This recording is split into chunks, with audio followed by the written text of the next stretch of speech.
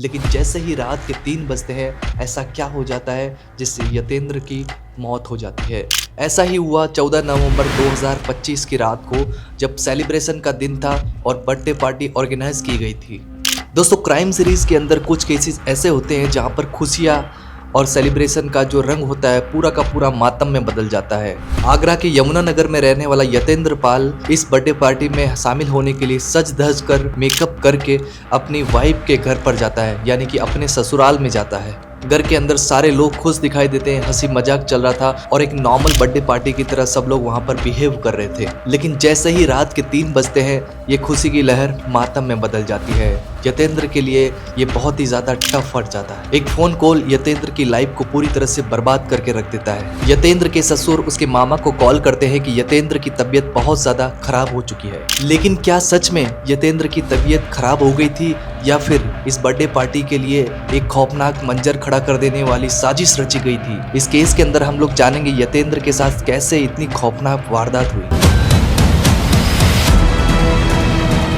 यतेंद्र नाम का ये पर्सन उसकी फैमिली का अकेला चिराग था। उसके पापा के गुजर जाने के बाद पूरी जिम्मेदारी यतेंद्र के ऊपर आ गई थी और एक फैक्ट्री चलाता था। उस फैक्ट्री के अंदर यतेंद्र की काफ़ी अच्छी खासी इनकम हो जाती थी। यतेंद्र फैक्ट्री के अंदर दिन रात मेहनत करता था ताकि वो अपनी बहनों के हाथ पीले कर सके और अपनी खुद की भी शादी कर सके और वो अपनी माँ को वो सारी खुशियाँ दे सके जिसकी वो हकदार थी। और उसकी माँ का एक ही ख्वाब था कि उसके जीते जी उसकी बेटियां और उसके बेटे के हाथ पीले हो जाए। और यतेंद्र की शादी धीरे धीरे फिक्स हो चुकी थी। आगरा के ही रहने वाली तनु के साथ उसकी शादी फिक्स कर दी गई और तनु बहुत ज़्यादा ज़िद्दी और अपनी सारी चीज़ें पूरी करने वाली लड़की थी। और यही मिजाज यतेंद्र की माँ को भी लगता था कि आगे चलकर ये बहुत ज़्यादा भारी पड़ेगा, क्योंकि फैमिली के लाड़ प्यार ने तनु को बहुत ज़्यादा जिद्दी और गुस्सैल बना दिया था, जिससे वो बहुत ज़्यादा अलग ही बिहेव करने लग गई थी।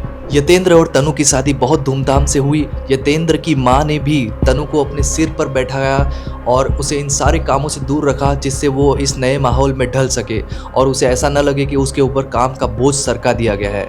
धीरे धीरे सारी चीज़ें नॉर्मल चलती रही। यतेंद्र भी अपनी हैसियत से ज़्यादा खर्चा तनु को खुश रखने के लिए करने लगा, लेकिन हकीकत कुछ और ही बयां कर रही थी। यतेंद्र की जो फैक्ट्री थी अब धीरे धीरे वहाँ पर काम ठंडा पड़ने लग गया था।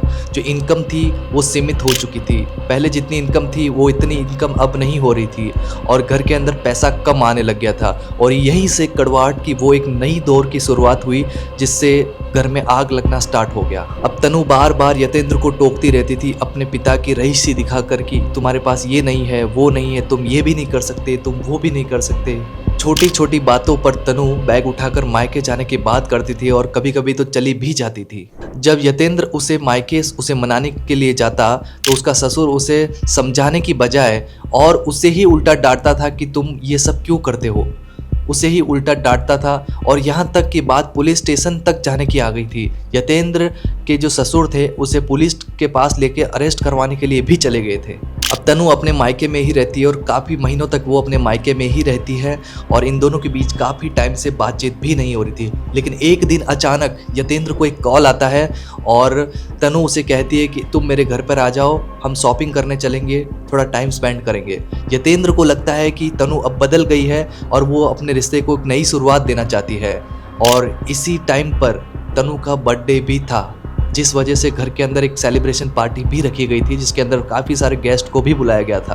पूरी फैमिली ने मिलकर एक साजिश रची थी जिसके तहत यतेंद्र को फंसाया जा सके। यतेंद्र को ये लोग घर पर बुलाते हैं, लेकिन क्या होता है वो आगे आप देखना। पूरा सेलिब्रेशन चल रहा होता है, यहाँ तक कि केक भी कटता है, लोग इस सेलिब्रेशन में नाचते भी हैं। लेकिन जैसे ही रात के 3 बजते हैं ऐसा क्या हो जाता है जिससे यतेंद्र की मौत हो जाती है।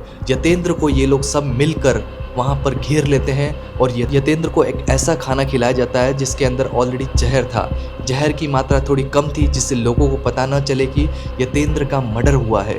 एक अमीर शौक की लड़की ने एक गरीब इंसान को मारने की ऐसी साजिश रखी कि किसी को पता ही नहीं चला और लोगों ने इस केस को एक छोटा मोटा कुछ मृत्यु मानकर हटा दिया।